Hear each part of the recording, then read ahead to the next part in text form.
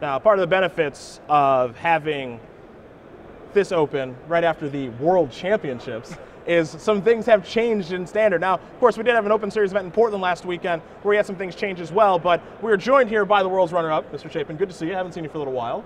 Congratulations on an awesome weekend.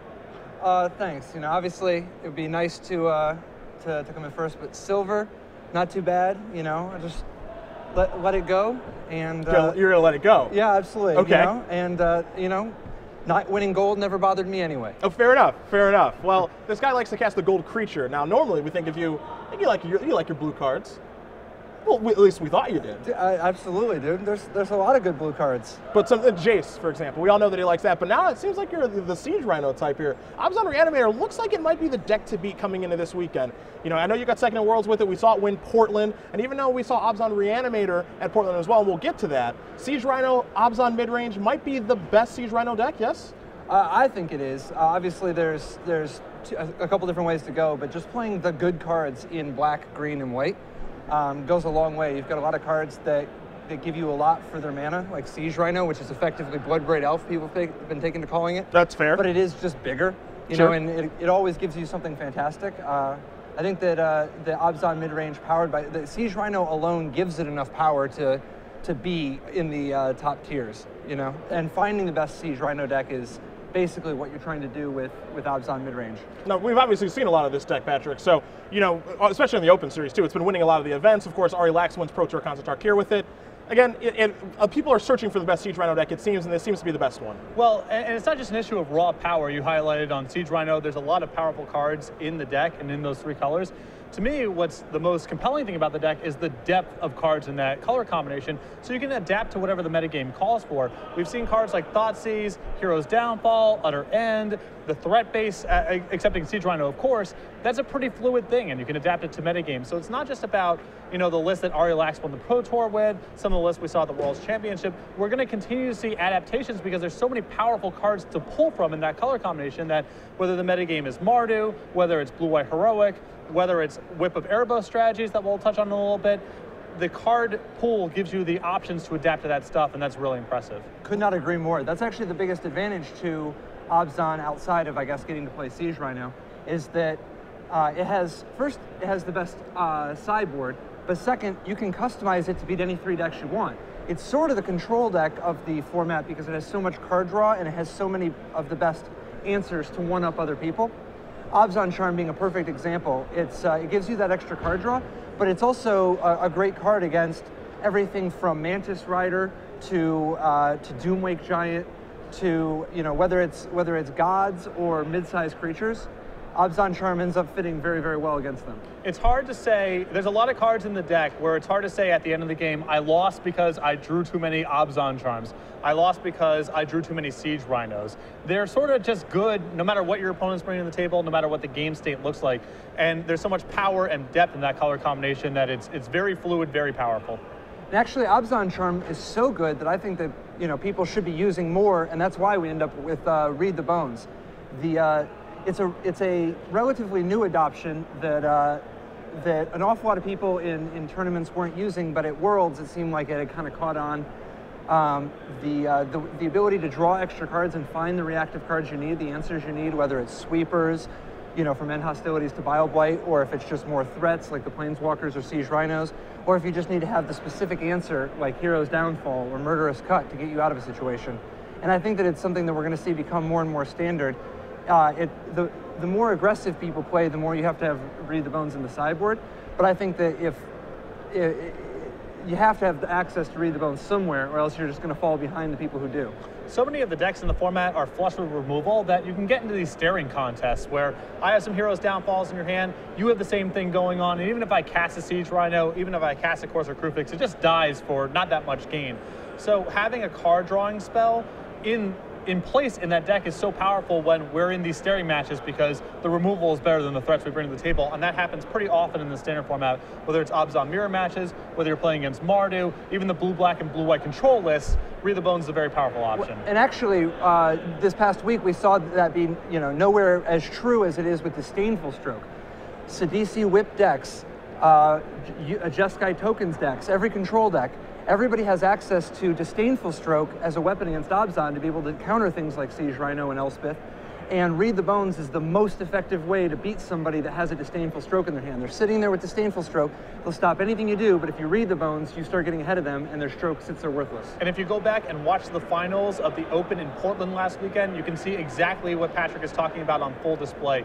Brad Nelson with a fistful of Disdainful Strokes, with an Abzan mid-range opponent just casting Abzan Charms and Read the Bones until he could chain together multiple 4-mana spells in the same turn. So against Disdainful Stroke, as you mentioned, also a very powerful option. We can talk about Brad's deck right now, actually, and this was a deck that really broke out at the World Championships. And, you know, obviously we weren't there weren't many people there, but I imagine the chatter when we find out what Yuya's playing and what he's up to, which is that Jeskai Tokens deck.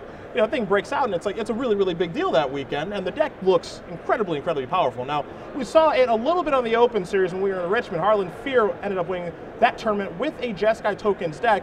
When I was doing coverage with you, Patrick, you know, we kind of talked about it a little bit in Lansing. You're just like, look, this deck seems completely busted to me. And when you get the endorsement of Yuya Watanabe, it's got to be pretty good. When this deck is doing its thing, it looks like a modern deck competing in Standard. And we've seen the evolution of Jeskai Ascendancy from the Pro Tour, where you saw lists with Sylvan Caryatid, plus Retraction Helix, plus some 1-mana card or Briber's Purse to go off with. Evolved to the red-white style heroic deck that had elements of the token deck but still had the combo, to the token strategy with the combo in Richmond, as you mentioned, to Yuya Watanabe's list, which is just tokens. Jeskai Ascendancy in there for value, and when Ascendancy is in play, it feels like the deck doesn't need to go infinite to win. It generates so much value by having Ascendancy in play that just by casting Raise the Alarms, Whirling Outbursts, and Burn spells, it's able to win most games.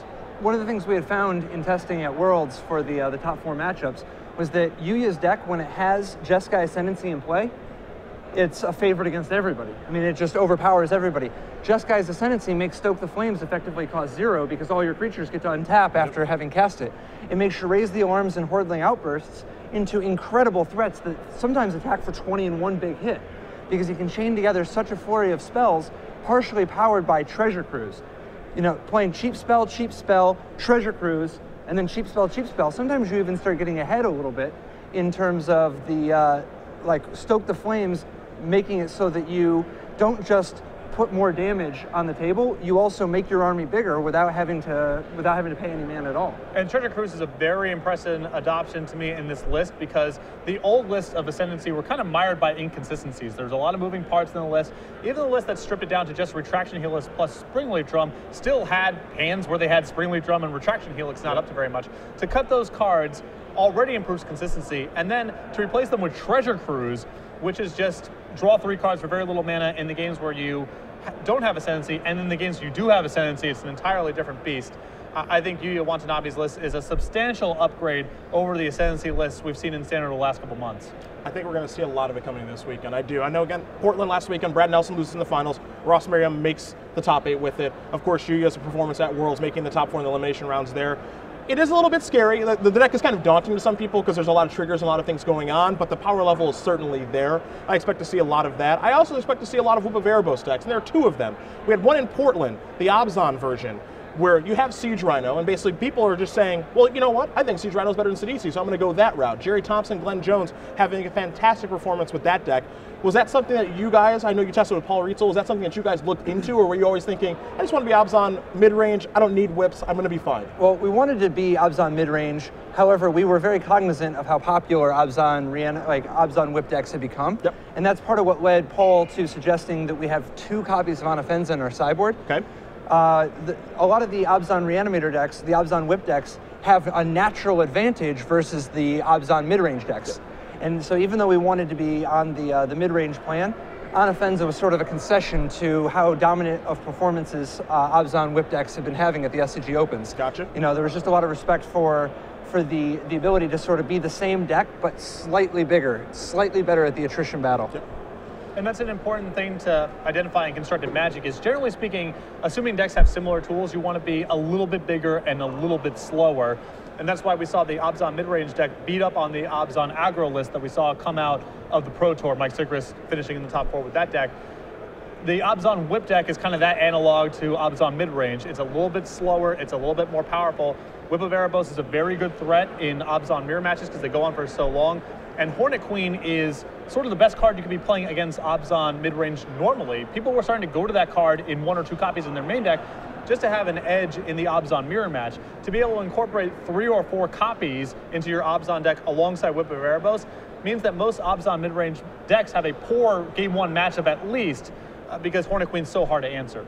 Absolutely. I encountered at Worlds the spot where against a lot of these whip decks, if they ever stick a Hornet Queen Game 1, there's nothing I can do. There's literally no getting out of it. There's no cards I can even draw to get out of it.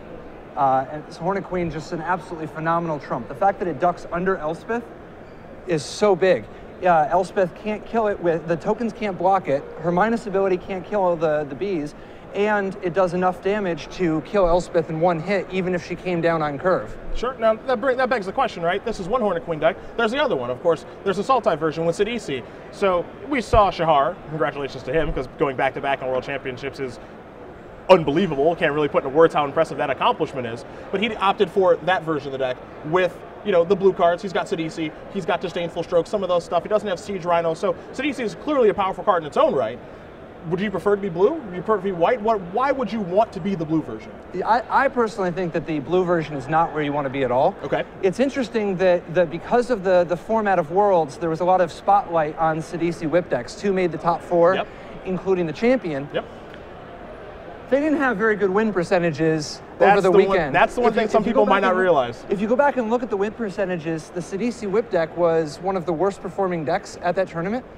Shahar and Yamamoto did very, very well in most of the other formats. Fair. Hey, so that's a lot of formats in the tournament. Yeah, I personally would not touch the Sidisi whip deck. I think that that's the wrong way to be, because the Sidisi whip deck loses to the other whip decks. Sure. Like, for instance, William Jensen, Owen Turnwald, and Reed Duke played a black-green whip deck. Like, it was like a little bit of a green devotion, a little bit of constellation. Exactly. And when they face head-to-head versus Sidisi whip deck, the black-green deck has the edge. Sure. And the Abzan deck has access to better sweepers and better ways to go over the top of the Sidisi whip deck. So I think that the Sidisi whip deck is, well, it was the most popular deck last weekend. Despite being the most popular deck, it was also one of the worst performing ones. So how do you feel about this? Not a fan. For a lot of the same reasons that Patrick just articulated. You already incur issues against red decks when you move away from Siege Rhino to Sidisi, because Lightning Strike and Stoke the Flames, very powerful against Sidisi, nonsense against Siege Rhino. On top of that, even in the mid-range matchups where ostensibly Sidisi would be the more powerful threat, so many of the mid-range decks are so good at blocking that your Sidisi often can't attack into these developed boards because there's Wingmate Rocks and Siege Rhinos hanging back on defense. So I think the Sidisi deck in the abstract has more raw power. It's definitely flashier when it gets the ball rolling, but I think that Siege Rhino is the more steady, the more consistent threat. The one big advantage that the Sidisi whip people were counting on is that they're naturally very advantaged versus traditional Abzan. The combination of Disdainful Stroke, the Hornet Queen with the whip, and Sidisi itself being, you know, a totally reasonable threat versus Abzan. The problem that they ran into is that as soon as Anafenza is added to the Abzan decks, they instantly adapt. Yep. So I think that we're going to see this wane in popularity, and we're going to see more of a shift towards black-green and Abzan Reanimator, Abzan Whip. Now, we talked about a lot of decks here, and of course there are a lot of other options available in Standard. We know that Tom Ross is in the building, for example. We all know that he likes to attack, so White-Blue Heroic is definitely an option for players here. You talked about what Turnwald Jensen played, Black-Green Constellation. There are some options there. There's also Mono-Red, too, if you're feeling a little frisky here in Seattle. So a lot of options to go to, but I think this deck might be pretty good. Well, part of what makes this weekend so good for the Blue-White Heroic is that, like Patrick was saying, you want to be a little bit bigger, a little bit slower, until a certain point. If everybody gets too big and too slow, then you want to go all the way the other way. You want to be super, super fast. Yep. And that's what this Blue-White Heroic deck attempts to do, is duck under everybody. It uses things like God's Willing to, for 1 mana, stop 3 mana plays like Hero's Downfall. So I think that this weekend might be a good weekend for Blue-White Heroic, particularly with pilots as expert as Tom Ross in the building. Well, we'll see how it goes for that deck and some other fringe decks that might be a little more aggressive if people try to slide under. But that does it for Standard. And now, in just a moment, we'll talk about Legacy.